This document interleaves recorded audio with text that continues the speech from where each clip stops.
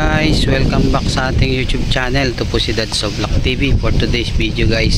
At ngayong umaga, narito tayo sa tulay po ng Balite sa Latoria, Cavite. At binalikan natin yung ilog po na ito. Dahil kagabi po nung nananalasa yung bagyong Christine ay halos umapaw na yung ilog po na ito.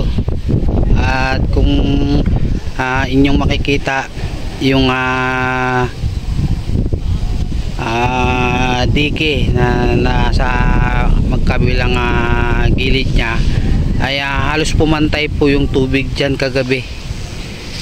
At ang mga tao nga ay naalarma sa kanilang mga bangka dito at kanila naman agad na isinampa sa gutter at itinali ng mabuti para hindi po tangayin ng ragasa ng tubig kagabi. At ito na nga po, nanumbalik na yung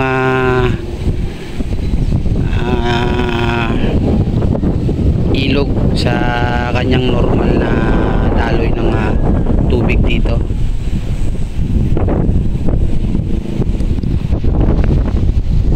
At ang bagyong Christine ay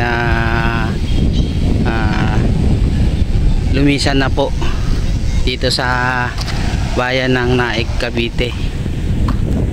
Tingnan natin itong kabilang side po ng ilog guys.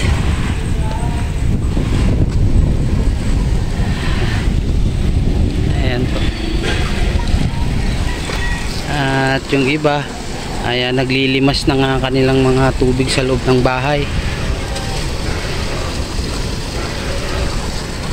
At yung iba ay naglilinis sa kanilang mga daanan dahil mga putik ay pumasok sa kanilang daan. At ayan nga po yung mga ilog ay may mga kasamang dumi, dala po nung rumaragasang mga alon kagabi. Napakalakas po, grabe.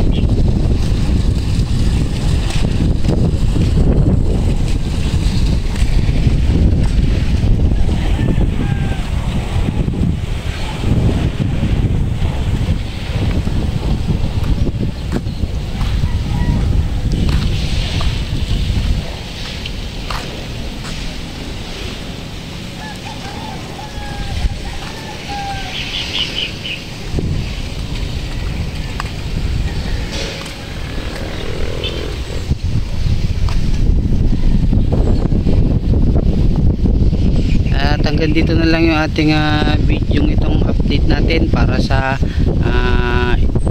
ilog po ng Balite sa Latoria. Maraming salamat po sa inyong panonood.